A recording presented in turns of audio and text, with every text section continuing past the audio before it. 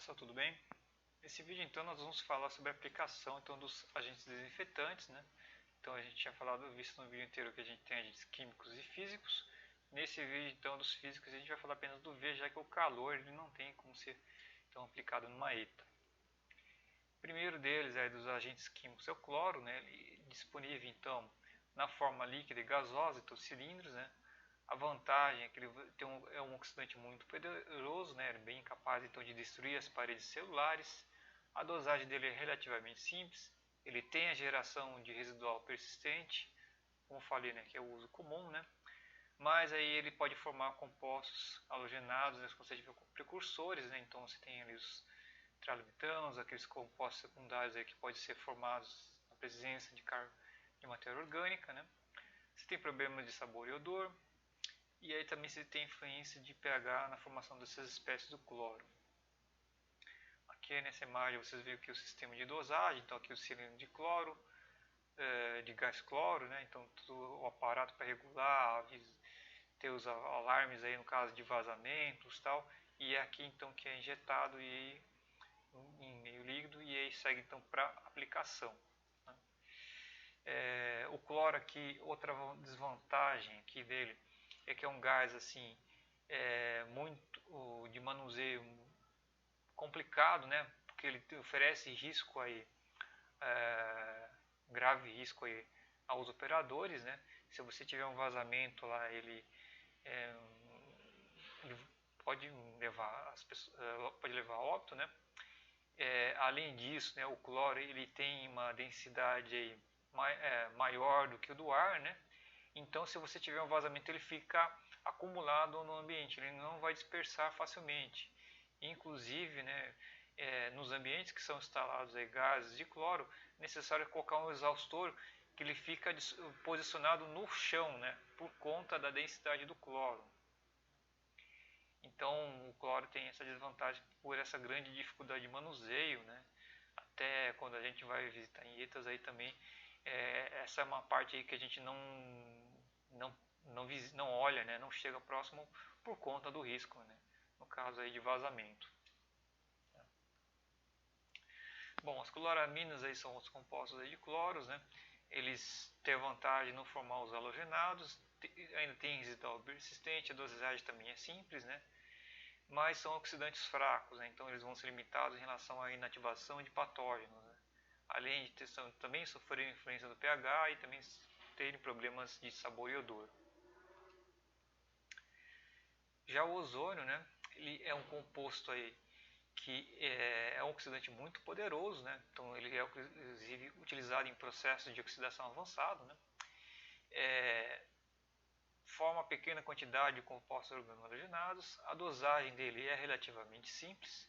No caso, né, você tem a geração in loco, né, do ozônio, né, por meio aqui desses geradores de ozônio, né, e aí você então tem aplicação direta aqui na água lá do ozônio. Então você tem aqui um injetor, né, você tem aqui até um misturador estático, né, para estar fazendo essa aplicação do ozônio.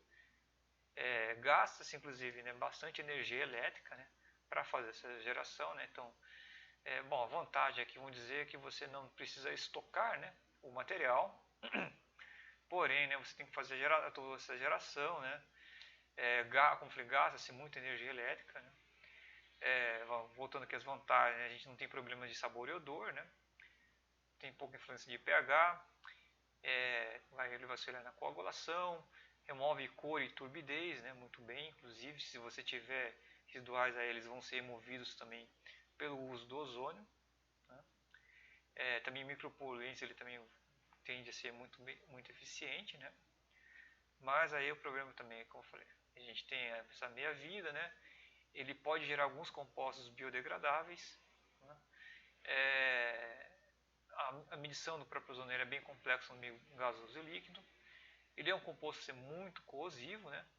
E o principal problema aqui é que ele não forma persistente. Então você sozinho, que o ozônio não é capaz aí para ser utilizado como agente desinfetante, porque ele não vai gerar persistente. Então você vai ter que combinar com outro desinfetante para que ele seja provido esse residual, né?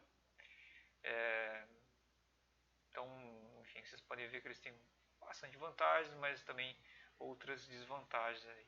E até a gente tem uma atenção com esses compostos, né? Bom, e aí a gente tem aqui o dióxido de cloro, né? Ele é um oxidante também muito poderoso, ele inclusive, né, se vocês voltarem nas aulas anteriores, vocês vão ver que eles conseguem lidar até com os ouriços de Cryptosporidium, né? Ele tem um residual relativamente persistente, forma pequenas quantidades de compostos organohalogenados e não sofre influência do pH. A desvantagem é que ele também tem que ser gerado aí na ETA, né? A partir do cloro gasoso, você vai fazer a oxidação do cloro gasoso, né, para gerar o dióxido de cloro. Você tem alguns possíveis subprodutos, cloreto e clorato, né, e pode formar outros compostos organohalogenados. O permanganato é um composto aí que ele tem de fácil aplicação, ele vem na forma sólida, e você pode fazer dissolução em meio líquido, não forma o trialometanos, né, mas ele é um oxidante moderado, né, então ele não vai ser talvez muito tão eficiente assim para inativar os patógenos e vai conferir uma cor roseada. Então também tem problema de cor, né? E, bom, já falei isso aqui, né? Ele é bem limitado. O peróxido de hidrogênio, ele é um composto de aplicação também fácil, né? Você tem ele na forma líquida, forma radicais hidroxilas que tem um poder bem elevado de oxidação, né? Ainda assim ele vai ser, né, relativamente moderado, né? E ainda tem a formação de produtos então aí desconhecidos, né? Todos esses compostos aí, né, a gente também tem que ficar atento que são compostos químicos, eles vão ter a adição deles no meio líquido, mas é necessário também que seja dado um tempo de contato para que esses agentes químicos atuem e inativem os patogênicos. Então é necessário aqui também um tanque de contato que ele seja dimensionado com um tempo mínimo para garantir a inativação dos patógenos, né? Então aqui é muito importante evitar, né, o curto-circuito hidráulico. Então vocês vão estar vendo que situações que a gente vai estar usando chicanas, né, para evitar aí, curtos-circuitos hidráulicos. Pode também se utilizar a composição de tanques em séries ou tanques em séries com chicanas, né? Aí você vai ter mais cuidados ainda. O importante aqui é que a água no transporte ela tem um regime de movimentação equivalente ao plug flow, que é um fluxo pistonado, né? Que aí você tem a água movimentando como se você estivesse movimentando uma água lá dentro do êmbolo de uma seringa. Então gradualmente ela vai movimentando. É diferente quando você tem a mistura completa, que tudo que está dentro do tanque está na mesma concentração e na mesma homogeneização. E aí a gente não é o que interessa aqui nesse caso. Então aqui ter um regime de movimentação de água de fluxo pistonado, né? Para a pós-cloração, né, a gente tem que ter um tempo adequado. Esses tempos aqui de contato são determinados também na portaria de potabilidade, né? O tempo mínimo são 10 minutos, mas o recomendado também são de 30 minutos. E aqui está um tanque de contato, como falei, né, com as chicanas, né? Estão vendo aqui, certo? E aí finalmente aqui o último agente aí é o UV, né? São lâmpadas de UV. Então a radiação UV ela vai penetrar na parede celular e aí com a reação dos ácidos nucleicos você tem a inativação dos patógenos, né? Isso daí vai ocorrer então em reatores, em tanques que você tenha lâmpadas inseridas e aí o contato então, com o meio líquido aqui. Aqui, acima de tudo, é importante que a água seja bem clarificada, né, para que a gente tenha uma boa inativação, senão a turbidez aí vai barrar, né, essa inativação. No caso de protozoários, a dosagem vai ser bem mais elevada para conseguir inativar, né?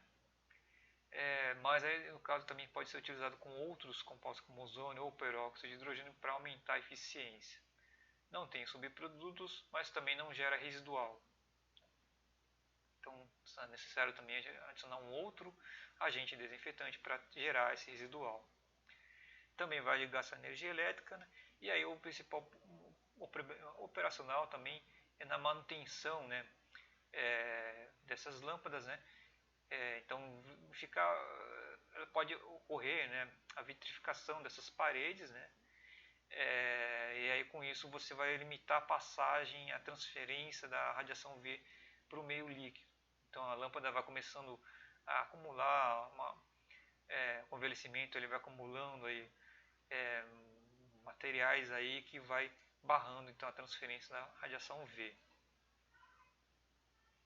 E aqui, né, finalmente, né, gente, a gente tem aqui algumas exemplos de combinações, né? Então, aqui até vocês tinham visto naquele vídeo da ETA, né? No vídeo extra lá sobre a ETA, né?